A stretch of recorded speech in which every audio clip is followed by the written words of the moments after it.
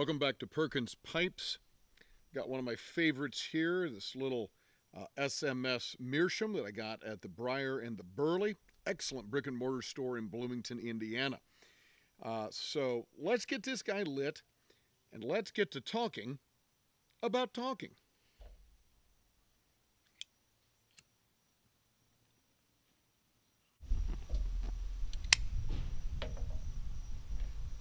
This is a response to one of our viewers at Tack Powers.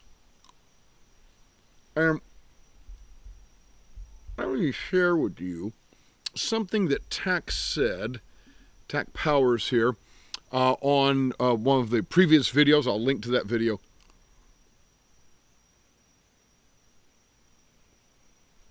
I'll link to that as well. It was the video I'd done on being at the cool kids table, and you can see what that's all about in that other video. But this individual messages me and says,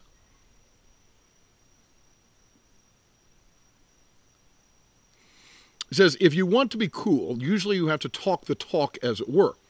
And a lot of people, including myself, can't talk for squat. It's like we know what we want to say, but when it comes down to it, words just aren't our thing. He says you can almost spend a whole other episode on being able to talk the talk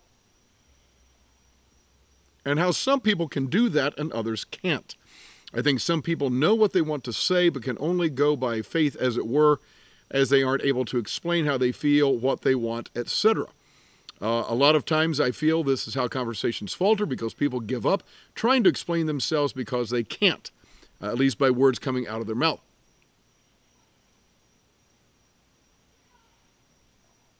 There seems to be a wall sometimes between what we are thinking and what we're actually speaking. But then there are those who can write a little easier and get our meaning across on paper. But it's hard to convey that when we try to talk the talk. And he goes on from there. So, first of all, huge thank you to @Tack Powers for giving that topic. And I want to spend a little time on talking, especially small talk. There's all kinds of talk, right? There's the public oratory, preaching, public speaking, political addresses. There's teaching in a larger or even a smaller setting. But we're talking right now about what we often refer to as small talk, the casual conversation with friends or even new acquaintances, and that often makes it even more difficult.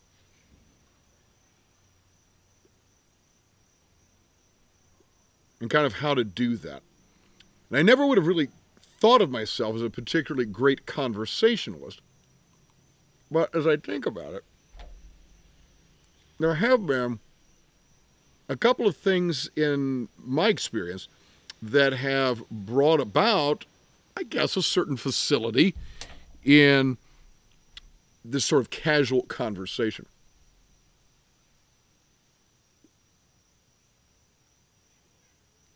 One of them is professional necessity, and one is straight up fear. Let's talk about first things first. So I'm a teacher. Talking is my trade, okay? I have to be able to talk about a wide variety of topics. I need to be reasonably accurate in what I'm saying. Otherwise, why be a teacher? And I've had to be able to pivot very quickly, especially when dealing with high school students and how their wonderfully creative and vastly roaming minds can go from one topic to another. So we might be going from talking about, Greek philosophy to tennis shoes. And I've got to be able to pivot on those topics very quickly and shift and so forth. So some of my ability has developed, certainly out of professional necessity as a teacher. Well, I want to talk about the fact that For the longest time, and certainly growing up, I was a shy guy. Most people don't believe that. Certainly my students don't tend to believe that now. And I'm still a very big personality. But even to this day, I am somewhat of a shy or more retiring person. And so for me, the best defense is a good offense. Because I'm nervous, maybe around new people or new situations, uncomfortable situations. Because of that, I go out of my way to initiate conversation. I don't want to be caught off guard, and so my way of controlling an uncomfortable situation is to get out in front of it. So how do I do that? I will often initiate conversation by pointing to a shared interest. Somebody's wearing a t-shirt or a ball cap, connecting with a sports team that I'm interested in, or a music band that I'm interested in, or they're wearing something that I've got, or they're doing something that I like to do. See somebody smoking a pipe. Hey, that's a great way to strike up a conversation. Oh, I noticed you're smoking a pipe. And then I found that the best way for those of us who are a little bit more hesitant, possibly bordering on reticent, is to ask questions. Now, again, this stemmed from a the best defense is a good offense line of thinking. Rather than the person asking me a question, I ask the other person a question. Now, this has two important functions. Oh, I see you're smoking a pipe. How long have you been into pipes? Where did you get that pipe? That's a particularly neat-looking pipe. Where did you buy it? Or whatever the thing is, whatever the entry point is to the conversation. It serves two functions. One, it prompts the other person to start talking, and that gives you time to think about what you might say next. Actually, there's three benefits to that. Secondly, based on what that person says, you now have more material to work with in the conversation. The person says, oh, thank you.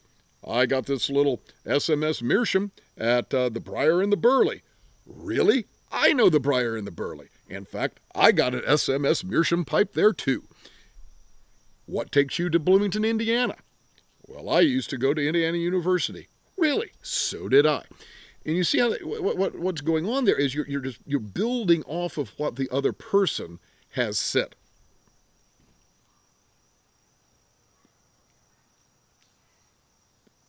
Now, two of the three benefits to that are directed at the shy person, right? Or the more quiet person. He gives that person time to think. He gives that person some material to work with based on the other person's answers. But probably the best reason to do that, it shows the other person you're interested. Hey, you noticed something about me. You noticed something about me, and you want to know more about it. Most of us like to, in some way or another, talk and share our interests. If somebody else is interested, then we like that, right? And so it shows an interest.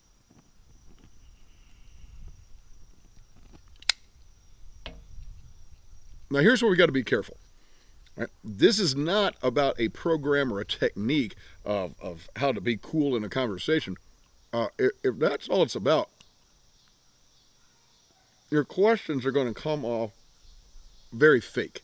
They're going to come off disingenuous, because they are. So you want to be genuinely interested in the other person and what the other person has to say. And quite honestly, if you're not, probably shouldn't strike up the conversation in the first place.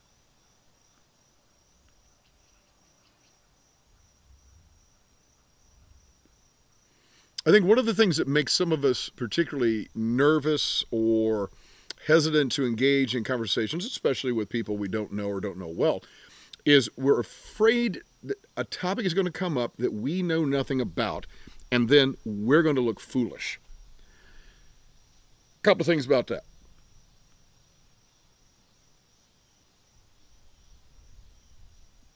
One, being as broadly exposed to things in the world, culture, news, sports, music, current affairs, that's helpful.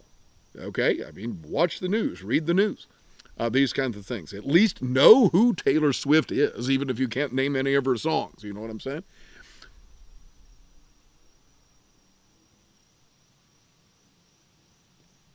So you got to be aware of things going on in the world. Second, use it as an opportunity to learn. If somebody says something and you have no earthly idea what they're talking about, let's be honest here. I think pretty much everybody watching this channel is an adult, okay? We're not teenagers. We're not trying to impress a teacher anymore, all right? Hopefully we're not trying to impress each other as adults.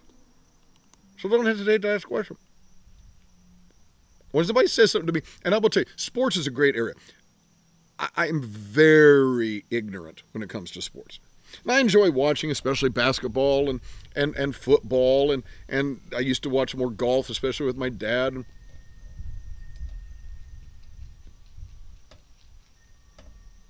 My family likes going to Indianapolis Indians baseball games, and so yeah, we watch some sports. Could I tell you who's playing for a given team right now, even if it's a team that I really, really care about? Not on your life. I might be able to name a couple of the star players. No way I could name the whole roster. No way. And I've got a friend. His name is Craig. And Craig is one of these guys, has a magnificent memory for sports stats. Okay. This is the kind of guy. He will say things like, oh, you remember that game in 1979? It was the fourth quarter, and so-and-so, it was like about 3 minutes left in the game, and so-and-so made an incredible pass. You remember that? And I'm looking at him going, no. Dude, I don't. Only you remember something like that, right? And it might be an opportunity for a joke, a little bit of a laugh. But it was something I really don't understand. You know, I've always wondered about that. Can you explain that? What do you mean by that?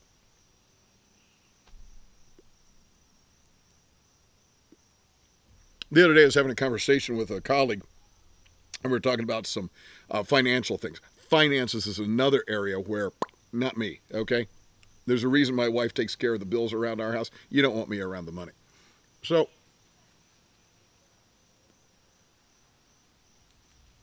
there's something financial. And I thought I knew the term, the expression he was using, but I asked him to explain it. I said, say a little bit more about that. What is that exactly? He explained it. I said, okay, that's what I thought. That confirmed what I was thinking. I'm not trying to impress this guy. We're friends. We're colleagues. I don't need to impress him that I know something that I really don't. So don't hesitate to ask the question.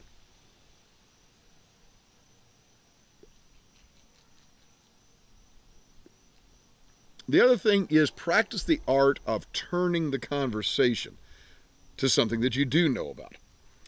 Now, there's a great episode of the classic American sitcom MASH, in which Radar O'Reilly, the company clerk, doesn't have a lot of experience with the ladies. And Hawkeye and some of the other guys are trying to help Radar sweet talk this nurse who has some pretty good culture behind her. She knows about art and music and so forth. And so Radar's really worried about what he's going to say. And so the guys say, look, take, for example, she starts talking to music.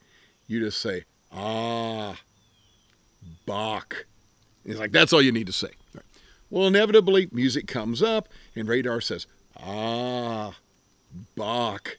And she looks at him and she says, oh, you like Bach, do you? Well, what are some of your favorite pieces? And Radar's stuck. And all he can say is, Bach again, right? So, what you want to do, though, is be able to turn things back to an area that you are comfortable talking about.